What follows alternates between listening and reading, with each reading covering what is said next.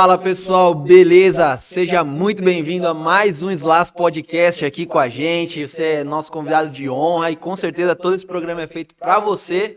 Eu aqui, Caio, Edinho comigo também. É isso aí, pessoal, tudo bem? Slash Podcast, sal e luz Apenas seja. Sal e luz apenas seja. E você é muito bem-vindo aqui para esse que é o nosso Slash Podcast, onde a gente fala aqui os assuntos da lição da Escola Sabatina, não é? De uma não, maneira Caio? mais descontraída, mais com convidados sempre muito especiais. Pessoal aqui que tá vindo, a galera tá detonando aqui no nosso podcast. Isso aí, estamos aí na lição número 6 já, né? Falando sobre sexualidade, né? A cada semana aí trazendo um assunto sobre sexualidade. A lição dessa semana tá fantástica, não tá não? Tá, e tem muito a ensinar pra gente, viu? É isso aí. E quem que tá com a gente aqui hoje, olha só, rufem os tambores. Hoje quem está aqui conosco aqui é mais um ancião aqui da nossa igreja, aqui do Branca Flor. Jovem. Então eu gostaria de apresentar aqui para todos vocês Tiago Quintanilha. Boa noite, Tiago, tudo bem? Thiagão Boa noite, Edinho. Tá Boa noite, meio, Caio. meio com vergonha ali ainda, né? Um Tá pouquinho. meio... Na verdade, ele não percebeu ainda, o Caio, ele não percebeu que o sogro dele fez um esquema com a gente, né? Trouxe os dois genros aqui, porque ele quer saber o que eles pensam sobre sexualidade, né? Vamos ver como é que ele vai se sair hoje, se vai sair daqui aprovado ou não. E aí, tudo bem com você, Thiago? Tudo bem, Edinho? Tá preparado aí para o nosso bate-papo aqui da lição? Preparado e pronto aí, vamos discutir sobre o assunto. É isso aí. Então, para a gente começar então o nosso bate-papo aqui da lição, vamos fazer uma oração? Você pode fazer uma oração para a gente? Claro. Oremos. Senhor, meu Deus, meu Pai, queremos te agradecer por esse dia. Queremos agradecer por o Senhor ter dado a nós vida, saúde, por ter feito nós presentes aqui nesse momento para discutir sobre temas tão importantes, né, como esses abordados nessa lição. Possamos aprender, cada pessoa em casa agora assistindo possa também entender melhor sobre esse tema. É isso que eu te peço, Senhor, em teu nome. Amém. Amém. Amém. Pegam, semana passada, as meninas que vieram aqui, a Stephanie e a Amanda, falaram que vieram só por causa do suco da Superbom que a gente tava oferecendo aqui agora, né? E aí, hoje está aí com suquinho de uva, quero ver o que você vai achar do suco, do biscoitinho aí, do salgadinho. Qual sabor que você pegou aí? Peguei sabor barbecue. Barbecue. Olha só, hoje é salgadinho então, né? Semana passada eram os Snacks Crocs. Snackzinho, o snack é top. E esse aqui Mas é o sabor salgadinho. Pizza, sabor barbecue. E qual que é o seu, O Caio? meu é ervas finas. Pra mim, esse ervas finas aqui é top.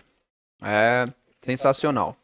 E suco bom. de uva, velho, sem comparação também, né? Coisa melhor, Tem né? nem- E já vamos aproveitar agora, Caio, bem no comecinho aqui do nosso programa, e já como uma forma de agradecimento aqui do nosso convidado, ele ter vindo aqui, conversado, né, com a gente, e nós trouxemos aqui para ele, olha, um mel especial aqui, né? E tá com um rótulo aqui diferente Diferentão, aqui, né? O que é isso, Caio? Mostra ali na câmera ali pra Opa. galera ver ali, ó. Olha aqui, ó. Aí, ó. Não sei nem se eu sei pronunciar agora. Vou extravasar todo o meu inglês enterrado aqui, tá? Fala aí. Superior Taste Awards. A Superbom foi premiada aí num prêmio de Bruxelas Internacional com os chefs mais tops do mundo, onde o mel foi premiado como o melhor mel do mundo, cara. O melhor mel do Brasil, né? Exatamente. Pra Então, você, Thiagão, Thiagão. vai ter a honra de provar dessa maravilha aí na Nesse sua casa, frio com a é sua bom, né? família. Nesse Nossa, friozinho é melzinho. bom.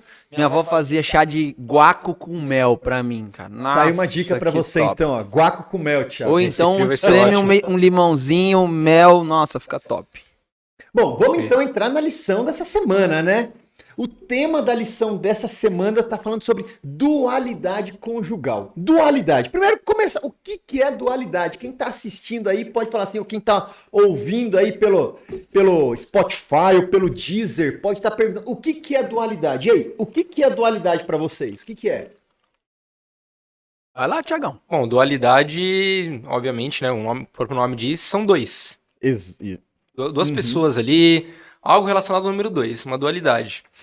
A lição lá vem trazendo pra gente a dualidade voltada ao relacionamento conjugal, né? Então, relacionamento entre duas pessoas ali, que é um relacionamento em dualidade, né? Entre dois somente, que no fim se tornará um só, né? É uma dualidade que representa uma união ali. É isso aí. Na semana passada a gente falou sobre a unidade conjugal, né? Isso. E hoje a gente vai estar falando sobre a dualidade, né? Qual contraponto? Será que as duas coisas se contradizem, se anulam, né? Então, na semana passada a gente viu que o casal, ele tem que ser uma unidade só, né? Com mesmo uma unidade, não uma uniformidade. A gente viu isso na semana passada, né? Existe aí a diferença entre unidade e uniformidade. E o casal, ele precisa ser mesmo uma unidade. Os dois com o mesmo objetivo, andando, né? Mirando o mesmo objetivo, né? E agora falando sobre essa dualidade, né? Apesar de sermos uma unidade, o casal ser uma unidade, eu com a minha esposa, né, ser ali uma unidade, nós também somos uma dualidade também. Né? Somos duas pessoas, homem e mulher. E a lição vinha até trazendo um texto ali bem no comecinho, ali na parte ali de domingo, vinha falando um pouquinho que muitas pessoas confundiam isso no começo, né? As pessoas achavam que no começo, quando Deus criou o homem e mulher, na verdade, ele não criou nem homem nem mulher, e depois é que formou, depois é que ele criou o sexo masculino e o sexo feminino. Será que isso é verdade? Será que foi assim que aconteceu mesmo? É isso que a Bíblia fala? Será que é isso que a Bíblia fala? Porque às vezes fica bem claro, assim, quando você lê o Gênesis ali, né? Até Gênesis capítulo 1 e 2, fala um pouco sobre a criação do homem e tudo, da terra e do homem, né, em si. E Deus, ele fala, Moisés no relato, ele é bem claro, bem específico, né? Fala, olha, e os criou à sua imagem e semelhança. Homem e mulher os criou. Exatamente, ele usa o plural aí. Usando o contexto, plural, né? exatamente. Exato. Então, esse versículo 27 do capítulo 1 de Gênesis, acho que é um dos pontos que mais esclarecem, né? Às vezes a galera pega... Toda a gente sempre fala, né? Um texto fora do contexto acaba virando um pretexto, né? Então, mas, meu, você contextualiza, você Se você pegar só o verso 26, ali na Gênesis 1, 26, às vezes fica com essa dúvida.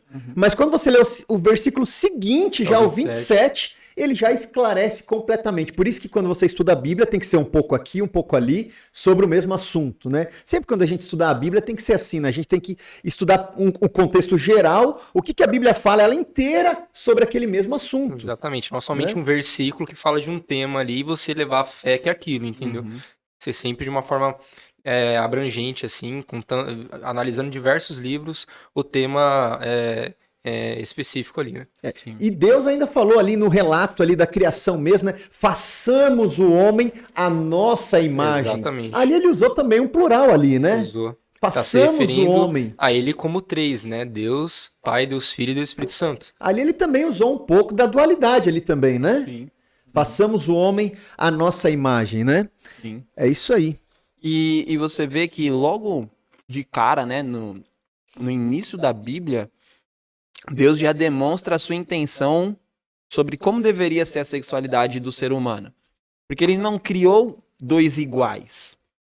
Ele criou dois diferentes que unidos se tornariam um, né? Então, fica claro que a vontade de Deus para o ser humano é que a gente siga a sexualidade conforme ele planejou, conforme ele projetou. Porque se fosse diferente, ele teria feito diferente, né? Se fosse para seguir por outra rota, por outro caminho, ele teria feito alternativas, quem sabe, algo do tipo assim, né? Por isso que ele falou, né? Os dois serão uma só carne. A gente já viu isso também na lição, em uma das lições aí anteriores, né? Serão uma só carne no sentido da unidade ali, né? Do pensamento. Deixa o homem, pai e mãe, e se une à sua mulher, tornando-se os dois uma só carne, né? É Gênesis 2, versículo 24. Exatamente. Isso. E o que é deixar o homem pai e mãe, Thiago? O que é isso? Deixar o homem pai e mãe e viverem ali ambos sozinhos ali. O que esse verso está querendo dizer? Eu acredito que os dois terem já uma relação única ali, somente dos dois, apartada da família, assim, uma relação entre eles, como unidade ali, entendeu? Como o próprio estudo diz, a unidade é a dualidade dos dois. A unidade deles não é contando com o pai, contando com a mãe, contando com o irmão, com os familiares. A unidade deles é a dualidade do casal. E aí eu entendo que esse versículo deixa claro isso, que a gente deve iniciar a nossa vida conjugal ali, com o nosso parceiro, de uma forma, uma dualidade ali com ele, entendeu? Apartado das demais pessoas, como comentei. E o Thiago puxou um tema interessante. Ele falou que ela é feita pelo casal ali e exclusivo, né? Juntos ali, os dois. Sem interferência nenhuma. Exato. Tanto de familiares, tanto de outras pessoas. E sempre tendo em vista de que a vida conjugal e a sexualidade em si foi feita para viver a dois. Por isso que Deus criou Adão e Eva, né? Criou Eva para Adão, Adão para Eva, para que eles pudessem ter esse momento, os dois, né? E por que Deus não criou então Adão, Eva e, sei lá, mais uma outra, Maria, Joaquina, Josefina, ou mais um outro homem, para que os três vivessem em uma trinidade, sei lá. Se fosse esse o plano de Deus, ele teria criado. Eu imagino que teria criado. Com certeza. Né? Agora, pensando dessa forma aí que você falou agora, né? Deus criou então homem e mulher, né? Adão e Eva ali. Por que quando a Bíblia fala ali sobre Abraão, Davi, quando a Bíblia fala sobre Salomão, por que eles tiveram então várias e várias mulheres? E aí? Como explicar isso? Porque, poxa, se eu tenho que seguir a Bíblia, se eu tenho que ler a Bíblia aqui, a Bíblia fala que Abraão teve mulheres, Davi teve várias mulheres, Salomão, o homem mais inteligente que já existiu aqui na Terra, né? Deus falou, peça o que você quiser que eu te dou. E ele pediu sabedoria. E esse, então, homem mais sábio, teve milhares aí de mulheres e depois concubinas também, né? E aí, por que então? Pode ter muitas mulheres, então? E aí? Será que pode? Cara, eu acho que isso abre um precedente muito grande para as pessoas criarem álibis, né? Nossa, Davi, o homem segundo o coração de Deus. O cara foi declarado como um homem que seguiu a vontade de Deus. Se ele pôde... Então, Abraão, pai da fé. Pai da fé, cara. Então, acho que o que a gente precisa entender, assim, antes disso, né? É entender que Paulo fala isso, né? Todos nós pecamos e carecemos da glória de Deus. Então, assim como eu sou pecador, Abraão era pecador, Davi era pecador, Salomão pecador. Apesar de serem grandes nomes e grandes exemplos na Bíblia pra gente, eles tinham o mesmo patamar que a gente hoje de pecador e dependentes da glória de Deus. Isso não anula, isso não isenta eles, né? De que eles pecariam em algum momento. Exatamente. E serve também pra gente como exemplo, né? Exato. Tanto é que em Gênesis 18, versículo 11, diz o seguinte: essas coisas lhe sobrevieram como exemplos e foram escritas para advertência nossa, de nós outros sobre quem os fins dos séculos têm chegado. Aquele, pois, que pensa estar em pé, veja que não caia, né? Então, não necessariamente porque está relatado que eles tiveram várias mulheres, que era certo, que a gente deve levar isso como exemplo para a gente realizar também. Mas, na verdade, é o inverso, né? De como que a gente não deve fazer. Exatamente. Nem todo o exemplo que tem na Bíblia é positivo, nem todo exemplo é para se seguir. Exatamente. Alguns exemplos é para mostrar como não fazer. Exatamente. E até as consequências disso. Porque se você olhar a decadência de Salomão, veio pelo quê? As mulheres. Veio pela quantidade de mulheres de outras crenças. Exatamente, de outras... Ver a decadência da família de Davi. Foi depois que ele teve o caso ali com Betseba, né? A sua vida só foi ladeira abaixo. A sua família ficou totalmente desestruturada ali. Foi por causa da mulher em si? Não. Mas por conta desse ato que não é vontade de Deus e que Deus já sabia que seria uma desgraça se o homem tentasse viver alguma coisa parecida com isso, e a consequência é inevitável, não tem o que discutir. Cara, agora sim, e quando a gente vai lá para a própria Bíblia e a gente vê que assim, tem uma lei que diz, chamada lei do levirato, e aí eu quero até entender aqui com vocês o que é a lei do levirato, né? E que diz ali que eu sou obrigado a casar com mais pessoas. O que é isso? O que está dizendo ali? O que é essa lei do levirato? O que é, Thiago, essa lei do levirato? Bom, a lei do levirato, ela diz o seguinte, que caso o esposo, né, que seria o meu irmão no caso o meu irmão com a sua esposa ali, ele vá falecer, o meu irmão vá falecer, essa esposa fique viúva, eu como cunhado dela e irmão dele, eu tenho a obrigação de assumir um relacionamento com ela e gerar um filho nela para continuar a descendência do meu irmão que está morto, entendeu? Necessariamente não vai ser seu Não vai filho, ser meu, vai ser dele, exatamente. Uhum. Assim, mesmo que a genética seja minha também, seguindo o conceito do levirato, o filho vai ser do meu irmão que está morto. Então é uma descendência do meu irmão que está morto, mesmo tendo a minha herança genética ali também, entendeu? Mas mesmo tendo essa lei, essa lei era aprovada por Deus? Foi aprovada por Deus essa lei? Eu acho que um outro conceito antes disso, né? Deus é imutável. Deus não é temporal. Acho que muita gente peca nisso, de achar que, não, hoje os tempos são outros, hoje a vida pra gente é assim. A gente é temporal. Deus não. Se a gente colocar Deus dentro do tempo, a gente tira a eternidade dele. E se ele conhece o princípio desde o fim desde o princípio, a gente não pode aceitar que ele, em algum momento da história vai mudar. E se a gente acabou de falar, né? No começo, Deus não projetou o ser humano para fazer isso, como a gente aceita que em determinado momento da história ele mudou? Ele, sei lá, hoje eu acordei aqui. A gente tem disso, né? Acorda pensando diferente. Deus não poderia fazer isso. Então, assim, eu acredito que não era uma atitude aprovada por Deus, até porque as pessoas tinham o poder de escolha, né?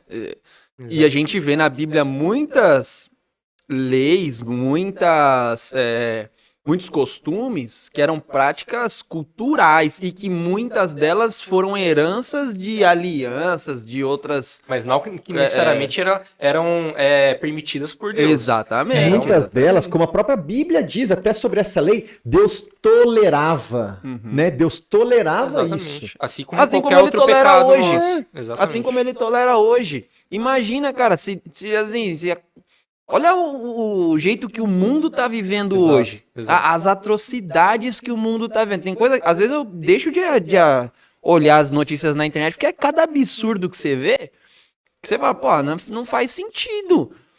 E Deus, ele não tá aqui assim, tipo, vamos meter fogo aí agora e acabar com tudo por conta disso. Porque ele ainda tolera, porque ele ainda ama e porque ele ainda luta pelo arrependimento do ser humano, né? Então... Por isso que lá em Coríntios, né, Paulo fala assim, né, que Deus não tolerava, e até olhando para o passado, Paulo tem uma citação lá em Coríntios, 1 Coríntios capítulo 10, do 1 a 12, ele fala sobre o Velho Testamento, né, e falando exatamente ali sobre como que era o povo ali no tempo de Moisés, ele fala que Deus não se agradou com a imoralidade sexual que o povo estava vivendo, que os israelitas, que o povo de Israel, não estava falando dos demais, estava falando do próprio povo de Israel, né? E Deus não tolerava, né? Paulo falou isso, que Deus não tolerava, nem no tempo do próprio Paulo, né? E quantas vezes o mundo já decaiu para imoralidade sexual e quantas vezes Deus não teve que intervir até, né? A gente já viu isso com Noé. Como que estava ali a imoralidade, né? Sexual, Ló, Sodoma, Gomorra, né? Como que estava ali a situação ali, né? E Deus veio e interviu, né? Então Deus tolerava, né? E aí você vê que é um erro a gente olhar para esses exemplos, assim como olhar lá para Abraão, Davi e tal, e tomar isso de exemplo para justificar uma vontade, um desejo pecaminoso nosso.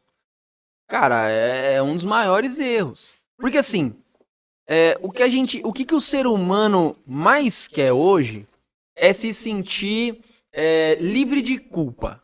Então, muitas vezes a gente tenta ficar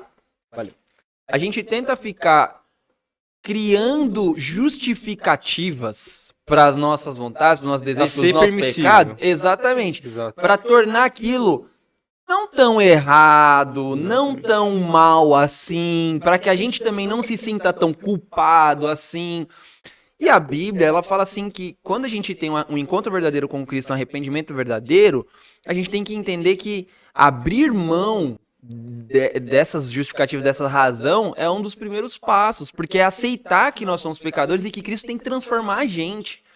Então, a gente não pode caminhar na leitura e no estudo da Bíblia tentando criar esses álibis, esses argumentos para justificar o nosso pecado. Nós precisamos enxergar em nós o pecado e lutar contra ele com Deus do nosso lado, né? Quantas vezes Paulo falou sobre isso, né? O bem que eu quero fazer eu não faço, agora o mal que eu não quero, esse eu faço o tempo inteiro, né? Miserável homem que sou, né? E ele estava ali naquela luta constante ali com a carne, né? Luta constante ali, querendo fazer o que é correto, mas ao mesmo tempo não conseguia, né? Isso acontecia o tempo inteiro com o povo de Deus, né? E aí, em contrapartida, você vê pessoas que... não, então, já que não é pra fazer isso com muitas pessoas, vamos fazer sozinho? Vamos dar uma forcinha pra nós mesmos, sabe? E aí, será que é o jeito certo mesmo? Você tentar satisfazer os seus desejos carnais, sexuais, pessoais, individualmente? Sabe, é interessante porque o que a gente vê na mídia é isso. O que a gente vê na mídia é que pode, é que é certo, é correto, é saudável, é o que a gente vê na mídia. Agora, vamos ver o que a Bíblia fala. O que a Bíblia fala sobre... A gente já está falando sobre esse assunto há muitas semanas que a gente já vai tocando assim... por cima ali, dando umas né? pinceladinhas, uma pincelada nesse assunto. Mas agora a lição dessa semana vem trazendo muito claramente a respeito desse assunto aqui, né? Você querer se satisfazer sozinho, né? A autossatisfação, né? Com o ato da masturbação. E a lição vem falando sobre isso. E aí? Será que eu posso? Será que eu não posso? O que a Bíblia vem falando sobre isso? E a lição, ela traz, inclusive pra gente, bem no início ali da terça-feira, a frase que eu já ouvi algumas vezes, né? Se é natural, então é correto. Acho que acredito que a maioria das pessoas já deve ter ouvido isso, né? Principalmente voltado para esse tema. Constantemente, pelo menos eu trabalho com muitas pessoas que não são cristãs, elas questionam justamente em relação ao sexo. Por que não? Por que depois do casamento? Por que esperar, né? E a afirmação é justamente essa. Se é natural, então é correto, né? Mas se a gente parar pra pensar, eu até vinculei pensando, quando eu li essa frase, quando o pecado chegou no mundo, né, começou a ser natural a gente sentir dor, a gente ter feridas expostas, a gente ter pensamentos ruins. Começou tudo isso natural. Hoje, querendo ou não, é uma tendência que a gente tem que acontece naturalmente com a gente. É a nossa natureza, acontece naturalmente com a gente, entendeu? Da mesma forma que a gente tenta, apesar de ser a nossa natureza, a gente tenta se distanciar constantemente do pecado, por que a gente não tenta se distanciar também desses atos, dessas autossatisfações, que, para pensar também, é algo natural, assim, como tudo que eu mencionei agora pra gente. Só que como a gente tenta se distanciar desses demais pontos que são naturais na gente, por conta do pecado, só que esse, que de fato também é natural, a gente não tenta se distanciar. E as pessoas justamente, na maioria das vezes, tentam justificar que isso é algo natural do nosso corpo, entendeu? Então essa relação acho que é bem importante a gente realizar. E eu vejo também essa questão do natural é questionável. Exato. Porque o que é natural? Natural, se você, biblicamente falando, natural é a relação sexual entre duas pessoas, entre um homem e uma mulher. Isso é natural. Após a união. Exatamente. Então, assim, vamos esclarecer que se for falar de natural é certo, masturbação não está incluso nesse pacote. Porque não foi o projeto. Uma coisa é você pegar esta garrafinha que foi projetada para engarrafar suco de uva e depois usar ela na sua casa para colocar uma flor dentro dela. Vai caber uma flor aqui dentro? Vai caber, mas ela não foi projetada para isso. Exato. Entendeu? Então, assim, não dá para falar que naturalmente ela é para essa função. Agora, e aqueles que falam que ajuda a aliviar estresse, ajuda a melhorar ali a tensão, ajuda na concentração, né? Até alivia algumas dores de cólica para as mulheres. E aí, será que isso justifica, então, o fato de eu fazer essa prática? E aí? Eu acho que entra no mesmo ponto, assim. É a única ferramenta que existe? Não. É o único meio que permite que você alivie o seu estresse, você se distraia, que você... E da mesma forma ter os contras, né? Como a própria Ellen White diz que esses atos poluem a nossa mente constantemente, a ponto da gente não ter mais espaço para se comunicar diretamente com Deus, para a gente ter um contato ali com Deus, né? Então a mente fica tão poluída a ponto de ela não conseguir ter mais um contato ali, ter espaço para Deus conseguir se comunicar com a gente. Eu vou falar um negócio. Eu tava vindo pra cá no carro e tava pensando nisso. A gente nega, falando de natural, né? A gente nega o natural em relação a Deus. Porque a gente muitas vezes acredita que o contato com Deus, a forma que Deus chega até nós, ela sempre acontece de maneira sobrenatural. Você acredita que vai misteriosamente acontecer alguma coisa que vai te impressionar, que é fora do comum, que naturalmente seria impossível de acontecer? E a gente nega que Deus não projetou a gente para ser assim. Como que Deus conversava com Adão e Eva? De maneira natural.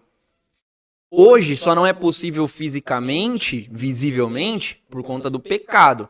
Mas Deus ainda se comunica com a gente de formas naturais. Então, se você não tá com o teu corpo, com a sua mente naturalmente sã, cara, Deus não vai se comunicar com você. Não adianta você querer que ele plante um raio cor-de-rosa na sua frente pra te dar um sinal de alguma coisa, te orientar, te falar se você tá no caminho certo ou não, porque naturalmente você não está suscetível, não está receptivo àquela comunicação de Deus ali. E por razões educacionais, será que justifica? Por exemplo, muita gente fala assim, eu preciso me conhecer, eu preciso conhecer o meu corpo, eu preciso conhecer aonde eu tenho prazer e até para eu poder ensinar depois para o meu parceiro sexual. Será que isso justifica, então, o fato de eu fazer essa prática? Não justifica de forma nenhuma, né? Por quê? Nós já estudamos isso em algumas outras lições, né? O casal, ele foi formado ali para se conhecerem mutuamente. E o ato sexual, e nós já estudamos isso aqui, o ato sexual, eu não tenho que pensar em mim, e sim no outro. Então eu não preciso saber aonde eu tenho, né, os maiores... Não, eu tenho que satisfazer a minha parceira, a minha esposa, e ela tem que me satisfazer. Então, na hora do ato sexual, isso sim é natural. Isso vai ser natural. Né? Isso vai ser algo super natural. E a lição ainda comenta que o ponto aí não é a autossatisfação, né? O ego individual de cada um, né? O ponto após o casamento ali é o relacionamento entre eles ali, sexual e tudo mais, mas não baseado no ego, na satisfação própria ali, entendeu? O sexo não é apenas físico, a gente já viu isso aqui. O sexo não é somente um encontro de dois corpos ali, não é só isso. O sexo vai muito além disso, o sexo começa aqui, olha. Começa na mente, começa numa conversa, né? O sexo começa, a gente já viu aqui, no dia anterior, na semana anterior, o sexo já começa antes ali, né? Não é só o fato ali em si, né? Sim. E aí a gente cai numa outra vertente também muito complicada, que é a indústria que existe hoje ao redor da pornografia. É uma indústria gigante. E bilionária, trilionária, sei lá. E que, assim, tem grana. E que a gente sabe que tem muita coisa errada nesse meio. Muita coisa errada nesse meio. Muitas coisas erradas, né? E outra, a Bíblia não fala que quando você pensar, né? em fazer o ato sexual com outra pessoa, você já entrou em pecado? Não é isso que acontece no momento em que você pensa tanto é que em Mateus 5, na pornografia? 27, 28 diz o seguinte, né? Ouvistes que foi dito, não adulterarás. Porém vos digo, qualquer um que olhar para uma mulher com intenção impura no coração, já adulterou com ela, né? Então, só o fato de você olhar, que é no contexto que a gente está conversando agora, já é um ato ali de adultério. E você sabe por que disso? Porque só olhar já é caracterizado o adultério? Boa pergunta.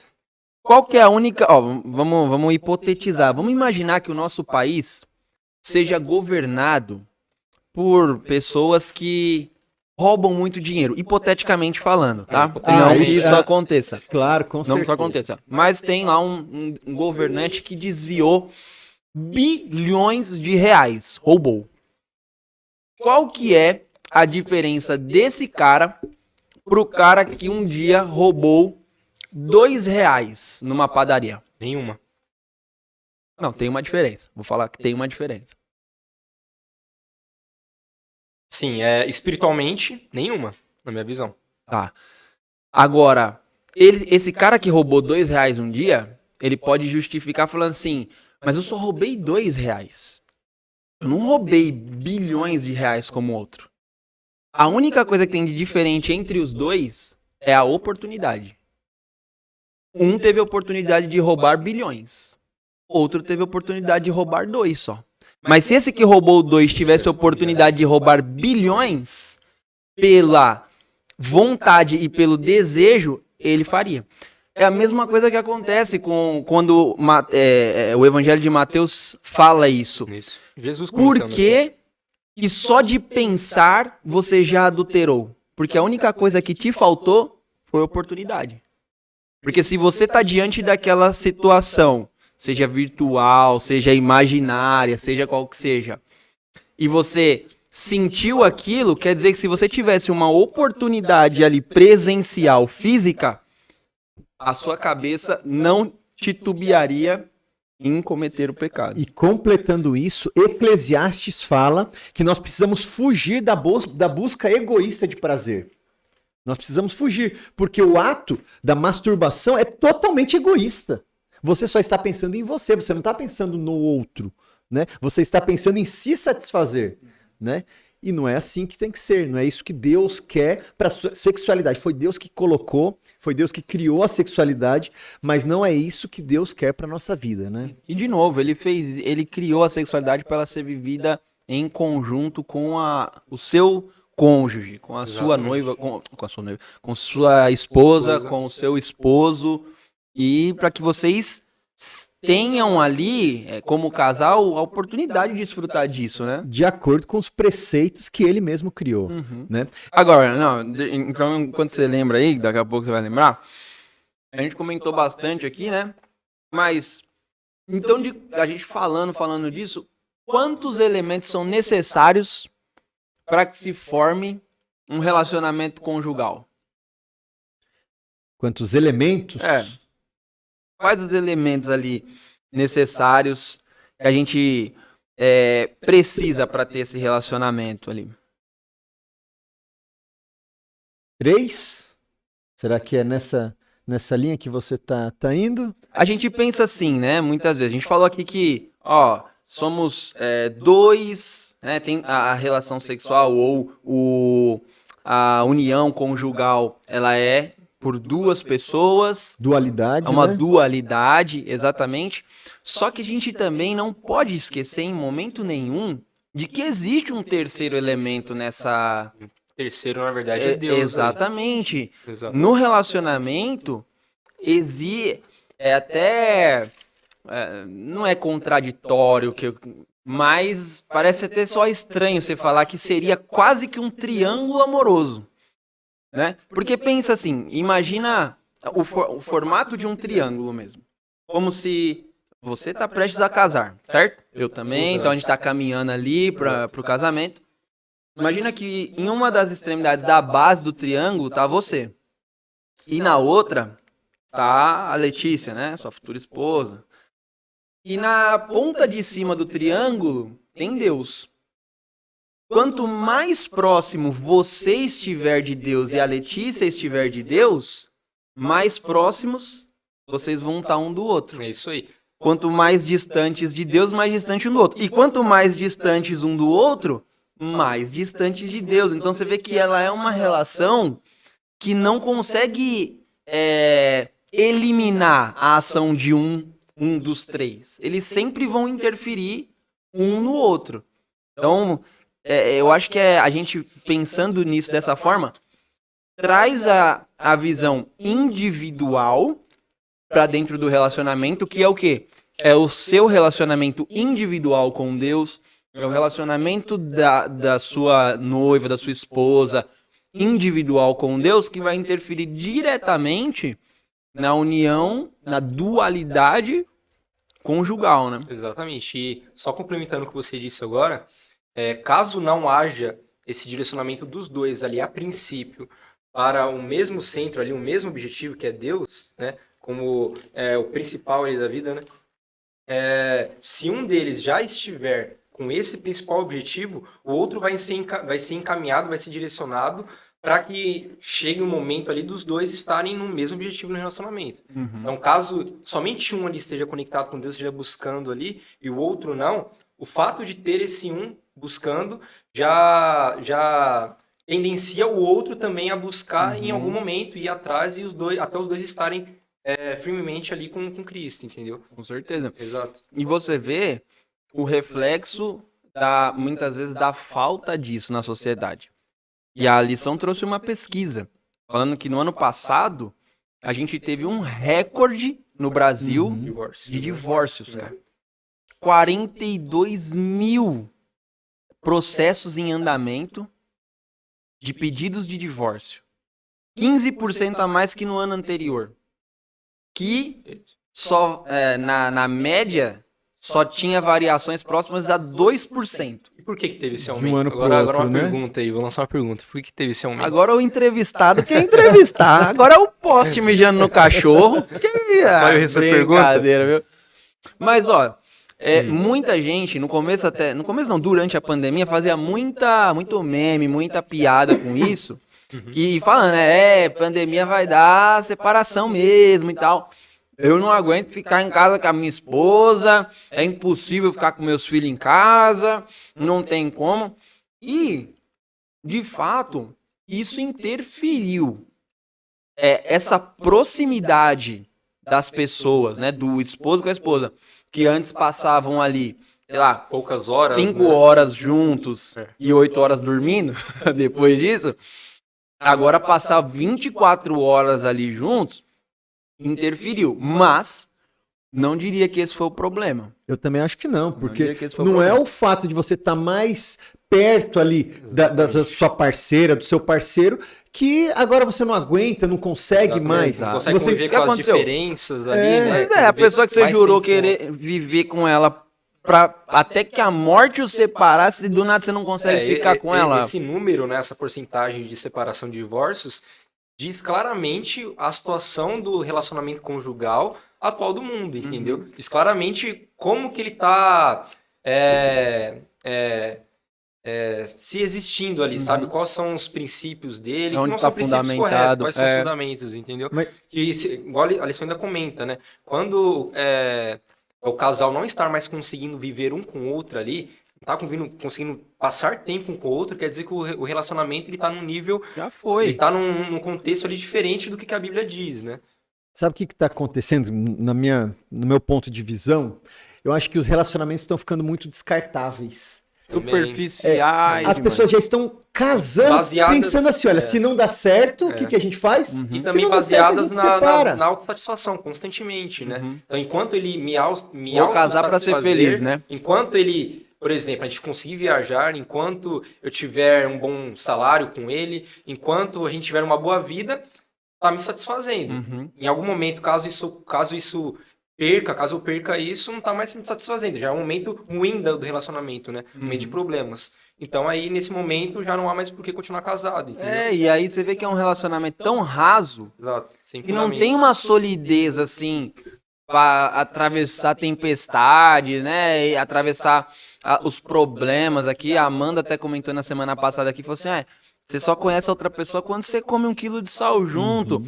Mas e aí, será que você consegue comer, digerir e tá pronto pra próxima depois disso com o casal, E eu sabe? garanto que ela já comeu mais de 1 quilo de sal comigo, viu? E tamo junto, e tamo junto. Então você vê, um relacionamento quando é fundamentado em base sólida, cara, Independente do ele problema, não é, independente da situação. não é porque você começou a passar mais Mais tempo tempo com a pessoa. junto que vai justificar um divórcio, não sei, não aguento mais, eu não sabia que ela era assim.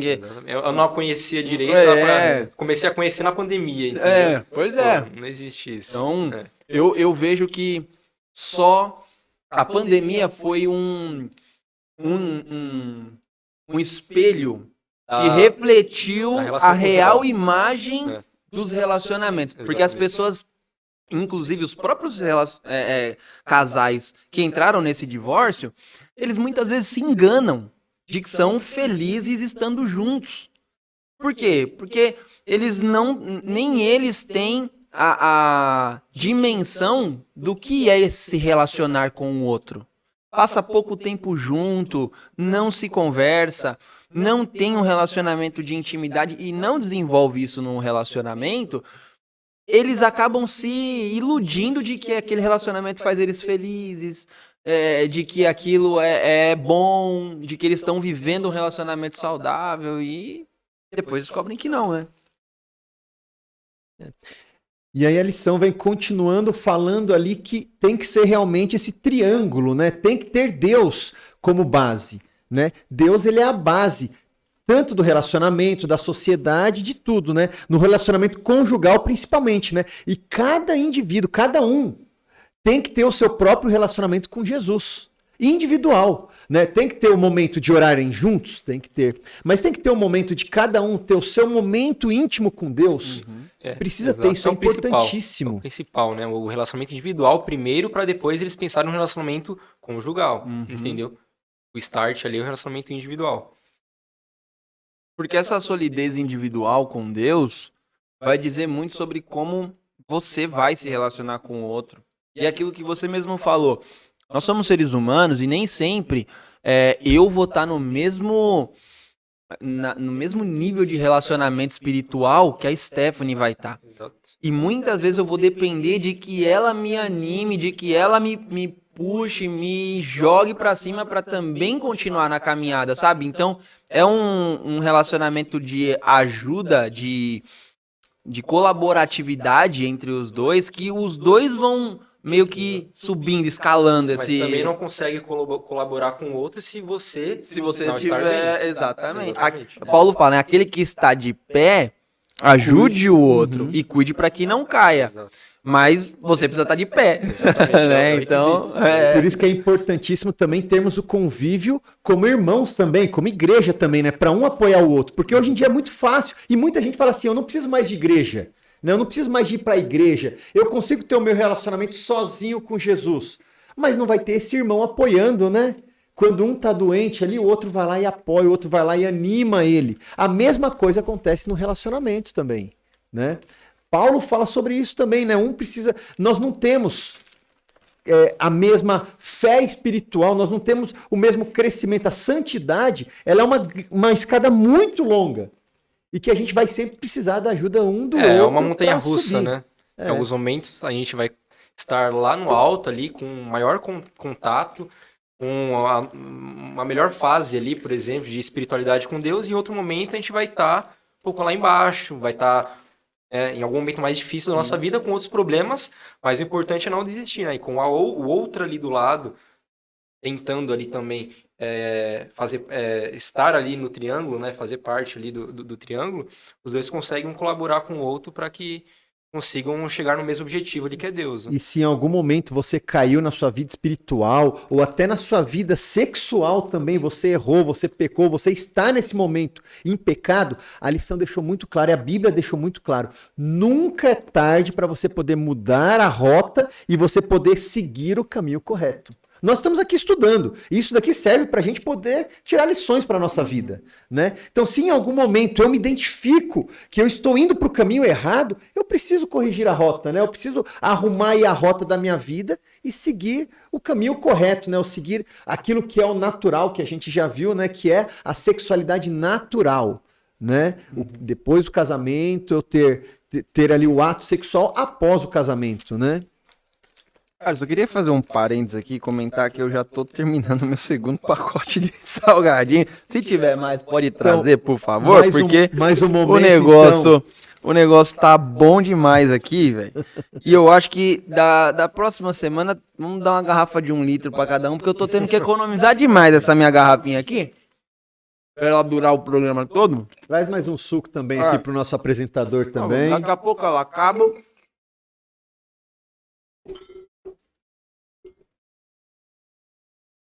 Não precisa ser uma de 1 litro agora também, né? Que aí eu não vou nem aguentar. Mas a lição acho que vai trazendo pra gente uma outra visão. Obrigado, viu? Tem miséria. Super bom não tem miséria não, gente. Ela vai trazendo ainda nessa linha que a gente tá falando de relacionamento sólido, entender a nossa posição diante de Deus, ela faz uma comparação que eu achei assim, direta, reta e pesada para quem leu e entendeu. Será que nós estamos tão preparados quanto Satanás para a volta de Jesus? Exato. Porque assim, a Bíblia inclusive fala, né? Dizer que crê é fácil e até os demônios creem. Tiago fala isso. Não esse Tiago, Não né? eu. E até os demônios creem.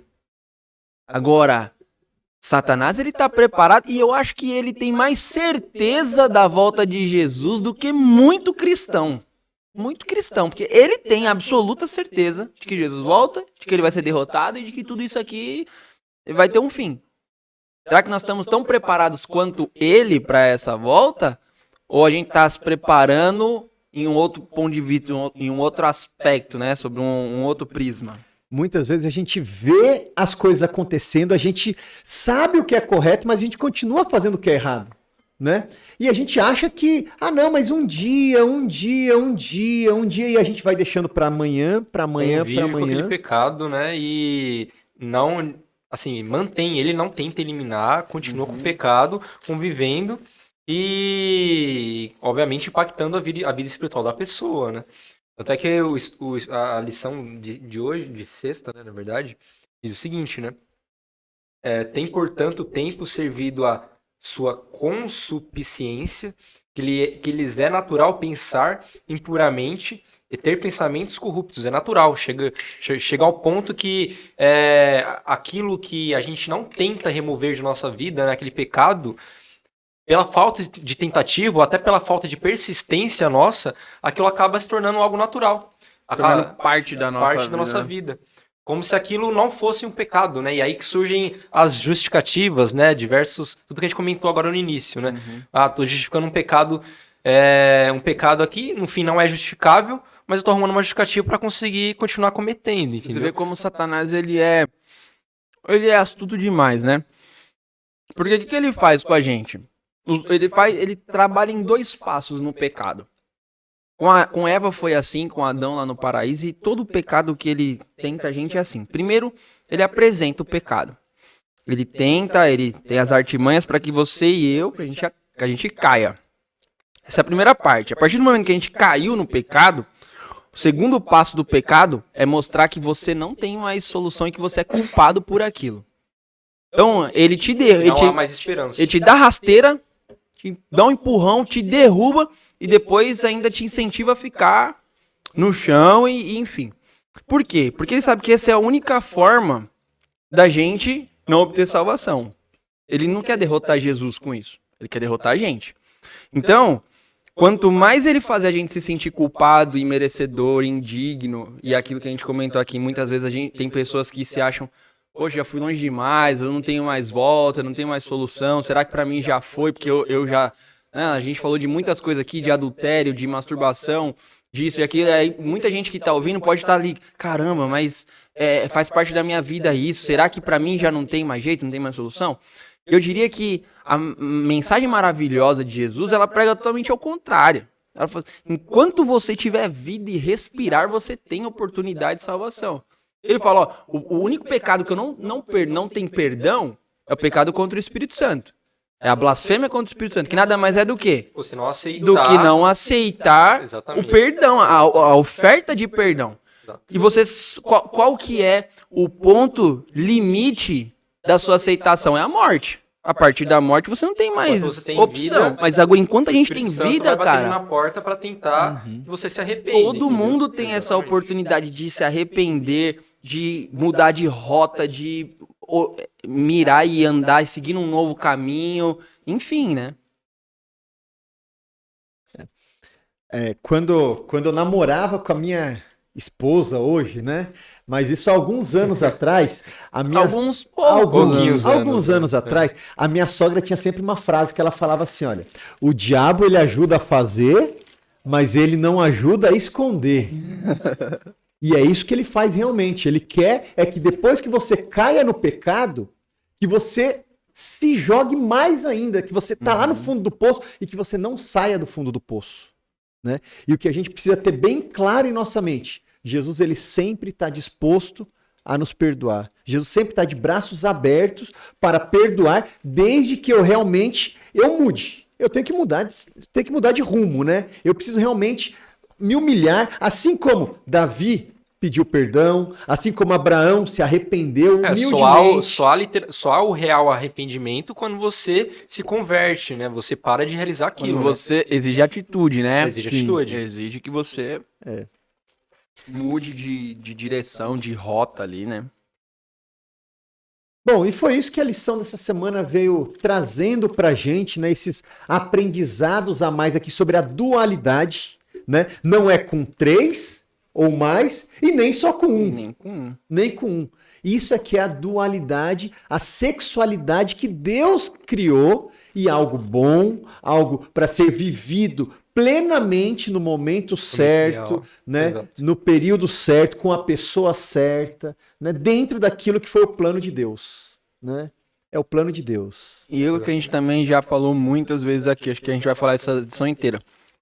A gente se dedicar, se permitir viver o plano de Deus, a gente vai desfrutar de um prazer, porque a gente vive assim, Deus ele permite, ainda que na nossa pecaminosidade, que a gente viva felicidades, prazeres, mas a gente vai desfrutar dos prazeres da vida de uma forma tão potencializada, tão maximizada, só porque você consegue seguir o plano, sabe? Fazer aquilo que Deus gostaria que você fizesse. Isso já potencializa, você fala assim, cara, se hoje eu tô sentindo prazer no erro que eu tô fazendo, putz, se com Deus isso aqui ia ficar muito prazeroso, sabe? Então, eu acho que essa é uma das maiores recompensas que a gente tem quando decide seguir a vontade de Deus e o plano de Deus na nossa vida. É isso aí. Tiagão, dualidade conjugal. Muito obrigado aí por ter aceito aí o nosso convite, ter vindo aqui conversar com a gente a respeito desse tema. Tem alguma último texto aqui, última frase que você quer deixar aqui para os nossos amigos? Bom, primeiro eu quero agradecer, né, pelo convite. Foi ótimo, foi essa lição também, inclusive, foi uma lição bem trouxe bastante agregação, né, agregou bastante para todo mundo. Ainda mais pensando no casamento, né? Pô, quais recomendações que eu devo fazer para ter um ótimo casamento, uma ótima relação com a minha futura esposa, né? E eu acredito que a lição ela trouxe o principal ponto aí pra gente, como o Caio comentou, a gente conseguir seguir essas instruções que ela trouxe para que o nosso relacionamento conjugal, para que a nossa relação ali, na nossa dualidade, consiga ter o máximo dela, entendeu? Que é o contato com Cristo, é o relacionamento não ter as autossatisfações ali com principais objetivos e isso manter o relacionamento, né? Ter um fundamento ali para que consiga se estender o relacionamento e consiga se manter até a volta de Cristo, né? Então a gente conseguir conviver ali com as diferenças de cada um, que por mais seja dualidade, ali, é uma dualidade, são dois ali, e no fim são um, né? Vão se tornar um só, mas as diferenças de cada um, né? Como que eu consigo conviver com as diferenças do outro, né?